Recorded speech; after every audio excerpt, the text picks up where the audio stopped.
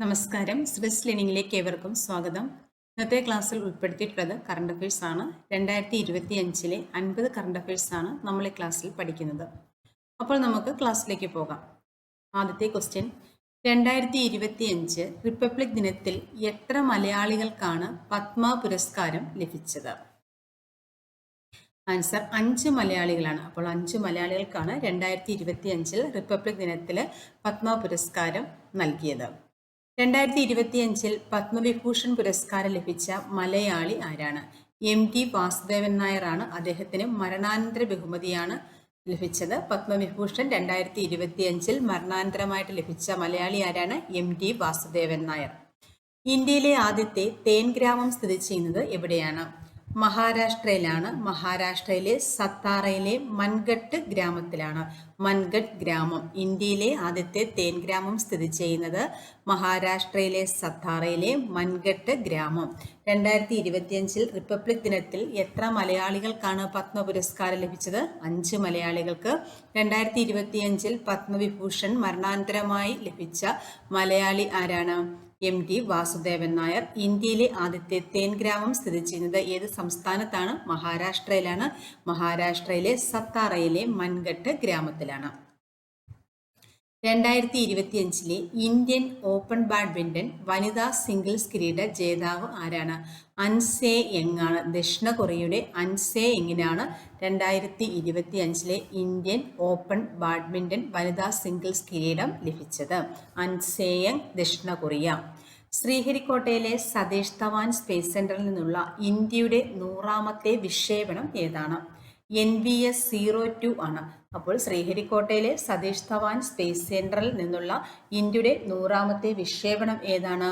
NVS-02 ആണ്. വിക്ഷേപണ വാഹനം GSLV F-15 ആണ്. GSLV F-15 ആണ് വിക്ഷേപണ വാഹനം.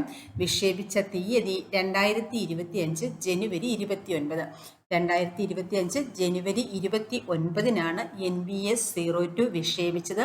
ഇന്ത്യയുടെ 100ാമത്തെ വിക്ഷേപണമാണ്. ശ്രീഹരിക്കോട്ടയിലെ സതീഷ് ധവാൻ സ്പേസ് സെന്ററിൽ നിന്നാണ് വിക്ഷേപിച്ചത്. വിക്ഷേപണ വാഹനം ഏതാണ്? GSLV F-15. 2025 Indian open badminton വനിതാ സിംഗിൾസ് കിരീട ജേതാവ് ആരാണ്? ദക്ഷിണ കൊറിയയുടെ അൻസേ യങ്. അയർലൻഡിന്റെ പുതിയ പ്രധാനമന്ത്രി മൈക്കേൽ മാർട്ടിൻ. അയർലൻഡിന്റെ പുതിയ പ്രധാനമന്ത്രി ആരാണ്? Michael Martin.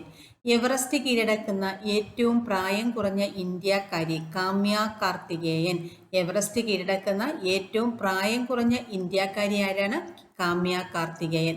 എവറസ്റ്റ് കീഴടക്കുന്ന ഏറ്റവും പ്രായം കൂടിയ ഇന്ത്യൻ വനിതയാണ് ജ്യോതി റാത്രേ. ജ്യോതി റാത്രയാണ് എവറസ്റ്റ് കീഴടക്കുന്ന ഏറ്റവും പ്രായം കൂടിയ ഇന്ത്യൻ വനിത. എവറസ്റ്റ് കീഴടക്കുന്ന ഏറ്റവും പ്രായം കുറഞ്ഞ ഇന്ത്യക്കാരി ആരാണ്? കാമ്യ കാർത്തികേയനാണ്. അയർലൻഡിന്റെ പുതിയ പ്രധാനമന്ത്രി ആരാണ്? Michael Martin. ഇന്ത്യയുടെ ആദ്യത്തെ AI സംവിധാനം ഒരുക്കിയ യുദ്ധക്കപ്പൽ INS സൂററ്റ് ആണ്. അപ്പോൾ ഇന്ത്യയുടെ ആദ്യത്തെ AI സംവിധാനം ഒരുക്കിയ യുദ്ധക്കപ്പൽ ഏതാണ്? INS സൂററ്റ്. ഇന്ത്യയിലെ പരമോന്നത കായിക പുരസ്കാരമായ മേജർ ധ്യാൻചന്ദ് ഖേൽരത്ന പുരസ്കാരം 2024 ലഭിച്ചത് ആർക്കൊക്കെയാണ്? ലോക ചെസ് ചാമ്പ്യനായ D ഗുകേഷ്, ഷൂട്ടിംഗ് താരമായ മനു ഭാക്കർ, ഹോക്കി താരമായ ഹർമൻപ്രീത് സിംഗ്, പാരാ അത്ലറ്റായ പ്രവീൺ കുമാർ എന്നീ 4 പേർക്കാണ് 2024 മേജർ ധ്യാൻചന്ദ് ഖേൽരത്ന പുരസ്കാരം ലഭിച്ചത്. അപ്പോൾ 2024 മേജർ ധ്യാൻചന്ദ് ഖേൽരത്ന പുരസ്കാരം ലഭിച്ചത് ആർക്കൊക്കെയാണ്? D ഗുകേഷ്, മനു ഭാക്കർ, ഹർമൻപ്രീത് സിംഗ്, പ്രവീൺ കുമാർ. പാരാ അത്ലറ്റാണ് പ്രവീൺ കുമാർ, ഹോക്കി താരമാണ് ഹർമൻപ്രീത് സിംഗ്, ഷൂട്ടിംഗ് താരമാണ് മനു ഭാക്കർ, ലോക ചെസ് ചാമ്പ്യനാണ് D ഗുകേഷ്. 63ാമത് കേരള സ്കൂൾ കലോത്സവത്തിൽ കലാകിരീടം നേടിയ ജില്ല ഏത്? 63ാമത് തൃശ്ശൂരാണ്. 2ാം സ്ഥാനത്ത് പാലക്കാട്, 3ാം സ്ഥാനം കണ്ണൂരായിരുന്നു. 63ാമത് കേരള സ്കൂൾ കലോത്സവത്തിന്റെ വേദി എവിടെയായിരുന്നു? തിരുവനന്തപുരം ജില്ലയായിരുന്നു വേദി. 63ാമത് കേരള സ്കൂൾ കലോത്സവത്തിൽ കലാകിരീടം നേടിയ ജില്ല ഏതാണ്? തൃശ്ശൂരാണ്. 2ാം സ്ഥാനം പാലക്കാട്, 3ാം സ്ഥാനം കണ്ണൂർ, വേദി എവിടെയായിരുന്നു? തിരുവനന്തപുരം. 2 വ്യത്യസ്ത ബഹിരാകാശ പേടകങ്ങളെ ഭൂമിയുടെ ഭ്രമണപഥത്തിൽ വെച്ച് കൂട്ടി യോജിപ്പിക്കുന്നതിനുള്ള സ്പേഡെക്സ് ദൗത്യം ഇന്ത്യ വിക്ഷേപിച്ചത് എന്നാണ്? 2024 ഡിസംബർ 30-നാണ് ഇന്ത്യ വിക്ഷേപിച്ചത്. വിക്ഷേപണ വാഹനം PSLV-C-16 ആണ്.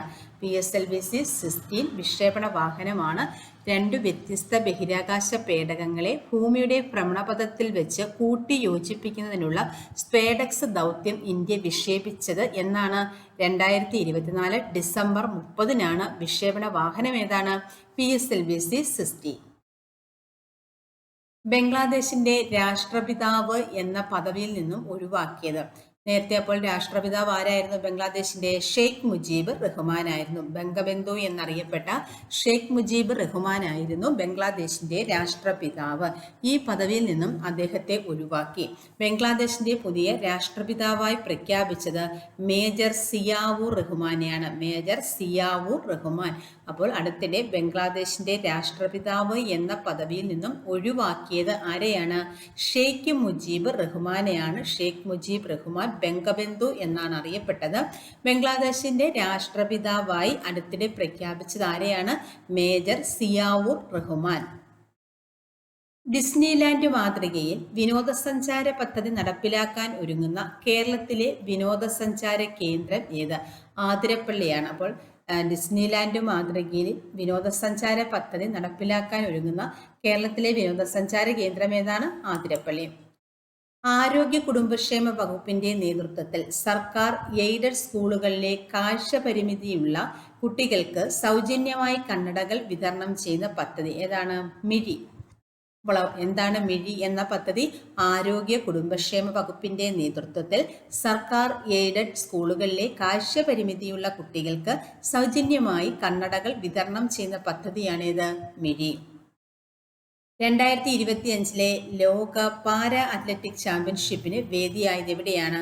ന്യൂഡൽഹിയിലാണ്. ഇന്ത്യയിലെ ന്യൂഡൽഹിയിലാണ് 2025 ലോക പാരാ അത്ലറ്റിക് ചാമ്പ്യൻഷിപ്പിന് വേദിയായത്.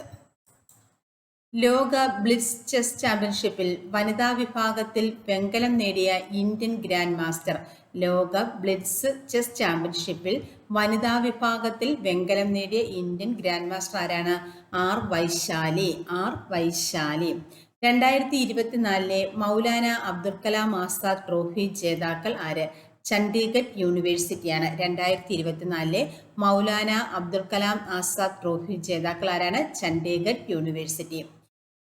2024 അർജുന ആജീവനാന്ത പുരസ്കാര ജേതാക്കൾ സുജാ സിംഗും മുരളീകാന്ത് രാജാറാം പേത്കറുമാണ്. അത് സുജാ സിംഗ് അത്ലറ്റിക്സ് ആണ്. മുരളീകാന്ത് രാജാറാം പേത്കർ പാരാ സ്വിമ്മിംഗ് ആണ്. Para swimming. മുരളീകാന്ത് രാജാറാം പേത്കറിനും സുജാ സിംഗിനുമാണ് 2024 അർജുന ആജീവനാന്ത പുരസ്കാരം ലഭിച്ചത്. പ്രധാനമന്ത്രി നരേന്ദ്രമോദിക്ക് ഈയിടെ ലഭിച്ച മുബാറക് അൽ കബീർ പുരസ്കാരം. മുബാറക് അൽ കബീർ പുരസ്കാരം ഏത് രാജ്യത്തിൻ്റെ പരമോന്നത ബഹുമതിയാണ്? കുവൈറ്റ്. അപ്പോൾ കുവൈറ്റിൻ്റെ പരമോന്നത ബഹുമതിയാണ് മുബാറക് അൽ കബീർ പുരസ്കാരം. ഇത് ലഭിച്ചത് ആർക്കാണ്? പ്രധാനമന്ത്രി നരേന്ദ്രമോദിക്ക് ഇത് ലഭിച്ചു. ഖേൽരത്ന നേടിയ ഏറ്റവും പ്രായം കുറഞ്ഞ താരം ആണ് ഡി ഗുഗേഷ്.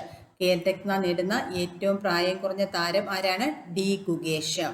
മണ്ണിലെ വിഷാംശം തിന്നു ജീവിക്കുന്ന ബാക്ടീരിയയെ കണ്ടെത്തി വിളവ് കൂട്ടാനുള്ള വിദ്യ വികസിപ്പിക്കുന്നത് IIT ബോംബെയാണ്.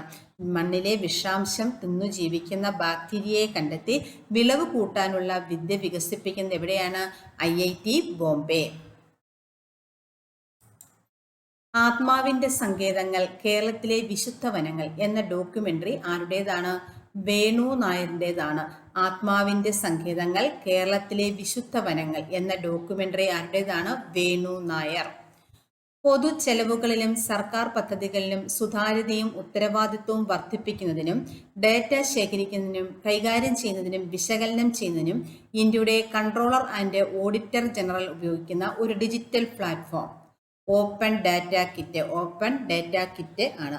പൊതുചെലവുകളിലും സർക്കാർ പദ്ധതികളിലും സുതാര്യതയും ഉത്തരവാദിത്വവും വർദ്ധിപ്പിക്കുന്നതിനും ഡേറ്റ ശേഖരിക്കുന്നതിനും കൈകാര്യം ചെയ്യുന്നതിനും വിശകലനം ചെയ്യുന്നതിനും ഇന്ത്യയുടെ കൺട്രോളർ ആൻഡ് ഓഡിറ്റർ ജനറൽ ഉപയോഗിക്കുന്ന ഒരു ഡിജിറ്റൽ പ്ലാറ്റ്ഫോം ഏതാണ്? Open data kit.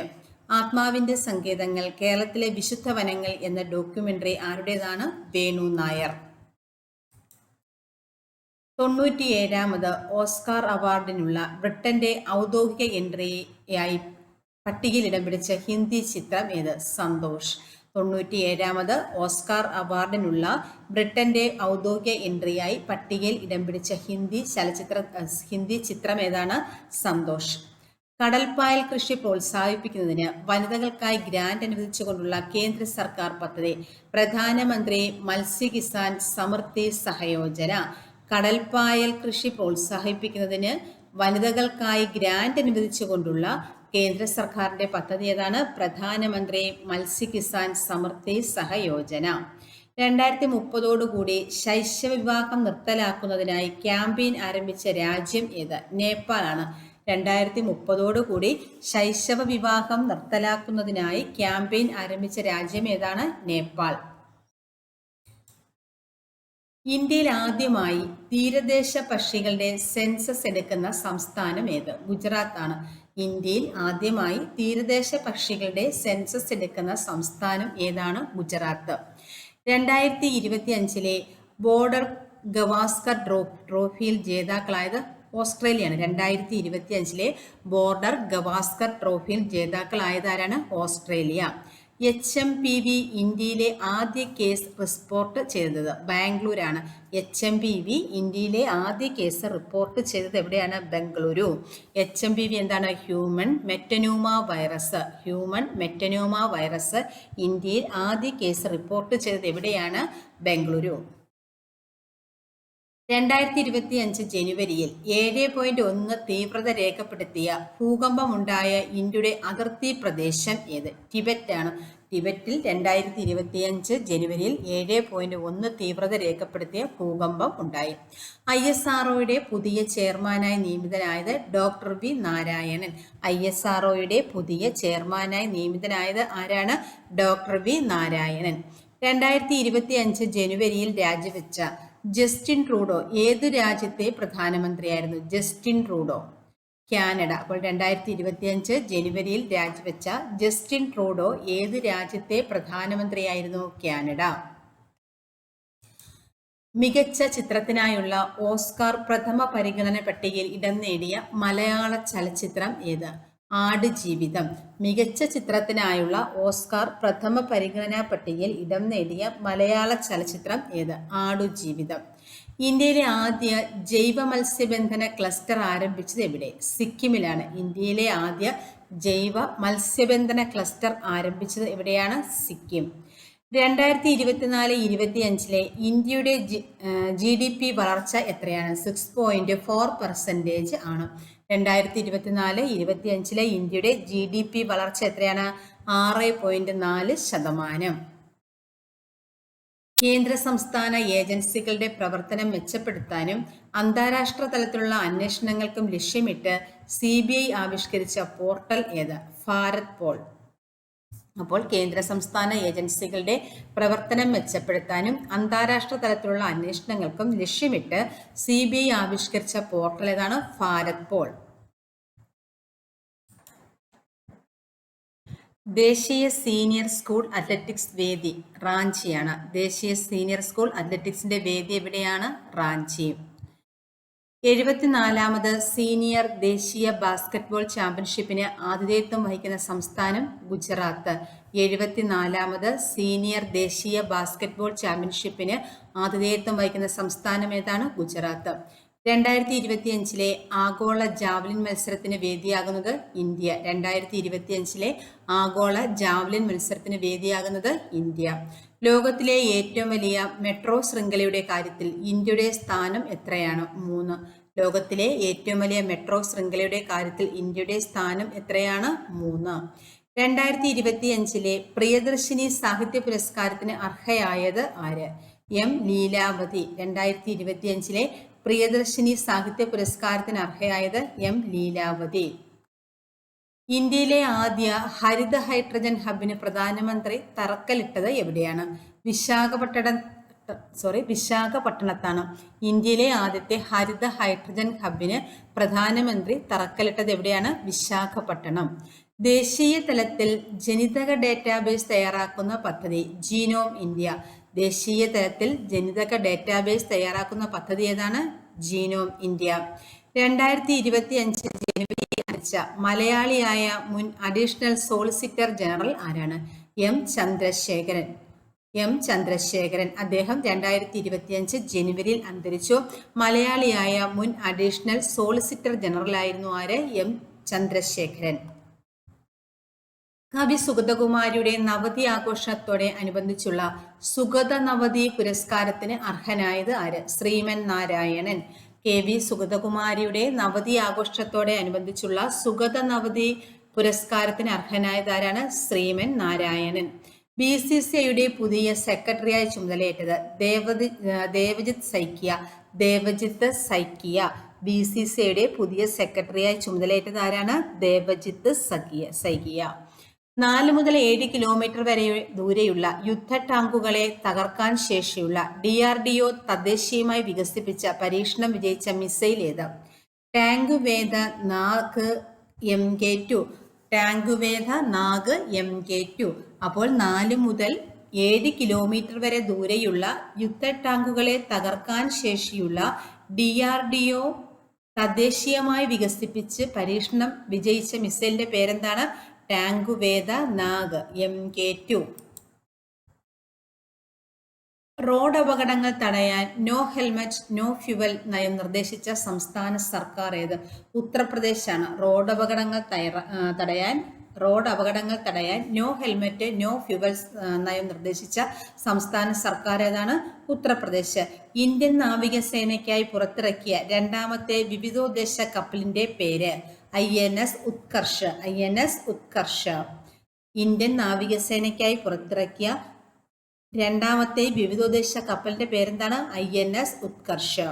ഇന്ത്യൻ കാലാവസ്ഥാ വിഭാഗത്തിന്റെ 150-ാം വാർഷികത്തോടനുബന്ധിച്ച് നടത്തിയ ദേശീയ കാലാവസ്ഥാ ഒളിമ്പ്യാഡിൽ ചാമ്പ്യനായ മലയാളി ആര്?